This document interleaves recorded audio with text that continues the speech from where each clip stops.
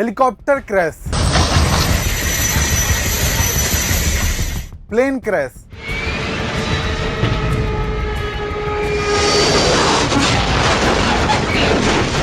और अब महाराष्ट्र का ढहता पुल।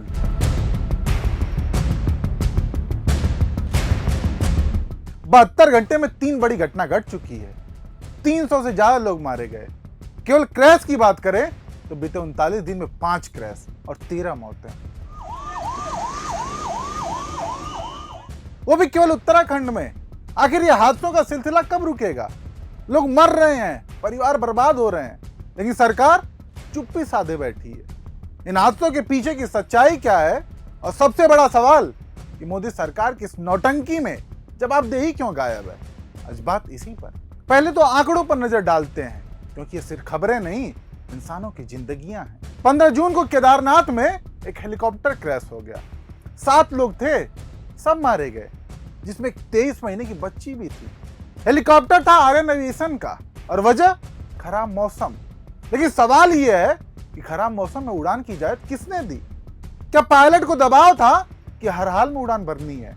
35% उड़ानों पर रोक लगाई गई, लेकिन हादसा होने के बाद पहले क्यों नहीं जागे? और ये पहला हादसा नहीं है। 7 जून को भी केदारनाथ में एक हेलीकॉप्टर को तकनीकी खराबी के चलते इमरजेंसी लैंडिंग करनी पड़ी थी। उतरते समय हेलीकॉप्टर रिहायशी इलाके में इमारतों के पास जाकर एक खड़ी कार पर गिर गया। 5 तीर्थयात्री सुरक्षित बाहर निकल आए, जबकि पायलट को चोटें आई थी। ऐसे में सवाल यह है कि इन सब की वजह क्या है? 4 धाम यात्रा में हर साल लाखों श्रद्धालु आते हैं। हेलीकॉप्टर चलाने वाली कंपनियों की चांदी हो रही है, लेकिन क्या यह सुरक्षा पर ध्यान दे रही हैं? पुराने हेलीकॉप्टर, रख रखाव में कमी और खराब मौसम में उड़ाने, ये सब जानबूझकर किया जाता है। क्यों? क्योंकि मुनाफा पहले, जिंदगी बाद में। डीजीसीए को हादसों की जांच करनी चाहिए, लेकिन वो तो जागती ही है हादसे होने के बाद। और सरकार, उत्तराखंड के सीएम है पुष्कर सिंह धामी, उन्होंने हेलीकॉप्टर सेवाओं पर रोक लगाई, लेकिन ये तो घटना के बाद की लिपापोती है। नहीं तो बीते 39 दिन में 5 क्रैश और 13 लोगों की मौत हो चुकी है, फिर भी कोई जवाबदेही नहीं, कोई जिम्मेदारी नहीं। 12 जून को अहमदाबाद में एयर इंडिया का बोइंग 787 ड्रीमलाइनर क्रैश कर गया। 242 लोग सवार थे, सिर्फ एक जिंदा बचा। गुजरात के पूर्व सीएम विजय रूपानी भी उस विमान में थे। क्रैश की वजह अभी तक साफ नहीं, ब्लैक बॉक्स की जांच चल रही है। लेकिन सवाल यह है कि क्या यह विमान उड़ान के लायक भी था? बोइंग ड्रीमलाइनर वही विमान है जिसके बैटरी लीक और सॉफ्टवेयर बग्स का इतिहास रहा है, लेकिन फिर भी एयर इंडिया ने इसे उड़ाना जारी रखा। क्यों? क्योंकि मुनाफा जो कमाना है। अभी आज की खबर है कि हांगकांग से दिल्ली आ रहा एयर इंडिया का विमान बीच रास्ते से वापस लौट गया। वो भी बोइंग 787 ड्रीमलाइनर था। कुछ तकनीकी खराबी का अंदेशा जताया गया, जिसके चलते विमान बीच रास्ते से वापस लौट गया।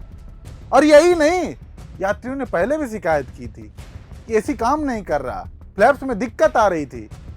तो क्या टाटा सिर्फ मुनाफा कमा रहा है और सुरक्षा को ताक पर रख रहा है? मोदी सरकार के 11 साल हो गए, लेकिन एविएशन और इंफ्रास्ट्रक्चर में सुरक्षा मानक आज भी मजाक बने हुए हैं। अहमदाबाद क्रैश में एयर इंडिया का विमान था, जो अब टाटा ग्रुप के पास है, और इतना बड़ा हादसा हो गया, लेकिन टाटा पर कोई कार्रवाई क्यों नहीं हो रही? क्यों? क्योंकि टाटा तो सरकार का चहेता है। जब एयर इंडिया को टाटा को बेचा गया, तब मोदी जी ने कहा था कि भारत की एविएशन इंडस्ट्री के लिए गेम चेंजर होगा, लेकिन ये गेम चेंजर नहीं, लाइफ टेकर साबित हो रहा है। अमित शाह जी गृह मंत्री हैं देश के। 260 से ज्यादा लोगों की मौत हो गई, और ये कहते हैं हादसा है, कौन रोक सकता है?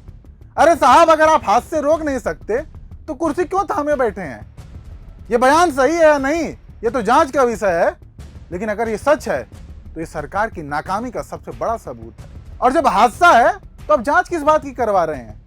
15 जून को महाराष्ट्र के पुणे का 30 साल पुराना पुल ढह गया। 4 लोग मर गए, 51 लोग घायल हैं, कई तो लापता हैं। यह हादसा नहीं, बल्कि साफ साफ बीजेपी सरकार की लापरवाही है। पुल को तोड़ने का टेंडर 1 साल पहले ही पास हो चुका था, 7 से 8 करोड़ का टेंडर, लेकिन अब तक पुल को तोड़ा नहीं गया। फिर कहां गया वो सब पैसा? क्या सरकार इस हादसे का इंतजार कर रही थी? 4 लोगों की मौत की जिम्मेदारी अगर किसी पर जाती है तो बीजेपी सरकार पर, जिसने समय रहते उस पुल को गिराया ही नहीं। और ये कोई पहला मामला नहीं है। 2016 में मुंबई का गोखले ब्रिज ढह गया, 2022 में मोरवी ब्रिज त्रासदी हुई, कई लोग मारे गए, लेकिन हुआ क्या? वही हर बार जांच, हर बार वादे, लेकिन नतीजा शून्य। 3 साल हो गए मोरवी हादसे को, लेकिन क्या नतीजा निकला? घड़ी बनाने वाली कंपनी को ब्रिज बनाने का टेंडर दिया गया था, अब तक एक को भी सजा नहीं हुई है। पैसों के बंदरबाट के आगे जनता की जान की कोई कीमत ही नहीं। मोदी जी, आपका विकसित भारत कहां है? इंफ्रास्ट्रक्चर ढह रहा है, लोग मर रहे हैं, लेकिन आपकी सरकार सब चंगा सी का राग अलाप रही है। आप तो अमृत काल की बात करते हैं, लेकिन ये अमृत काल नहीं, हादसों का काल बन चुका है। आपको और आपके मंत्रियों को रैलियों और फोटोशूट से फुर्सत मिले तब तो शायद जवाबदेही की बात करें। यह हादसे सिर्फ तकनीकी खराबी या मौसम का नतीजा नहीं है, बल्कि सिस्टम की नाकामी है। मोदी सरकार 11 साल से सत्ता में है। मेक इन इंडिया, विकसित भारत, अमृत काल, बड़े बड़े नारे, लेकिन हकीकत ढहते पुल, क्रैश होते हेलीकॉप्टर और जलते विमान। मोदी जी, आपके पीआर की मशीनरी तो कमाल की है। हर हादसे के बाद एक नया नारा, एक नई स्कीम, और टीवी यानी गोदी मीडिया पर 24/7 आपकी तारीफ।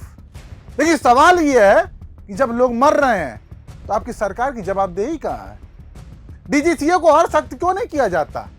हेलीकॉप्टर और विमान कंपनियों पर नकेल क्यों नहीं कसी जाती? और टाटा जैसे कॉर्पोरेट्स, उसको क्यों बख्शा जाता है? सच्चाई यह है कि सरकार कॉर्पोरेट्स की जेब भरने में व्यस्त है। 4 धाम यात्रा में हेलीकॉप्टर कंपनियां लाखों कमा रही हैं, लेकिन सुरक्षा नो चांस। सरकार ने एयर इंडिया को टाटा को बेचकर अपने हाथ झाड़ लिए, लेकिन आज टाटा का जवाबदेही ले रहा है? नहीं।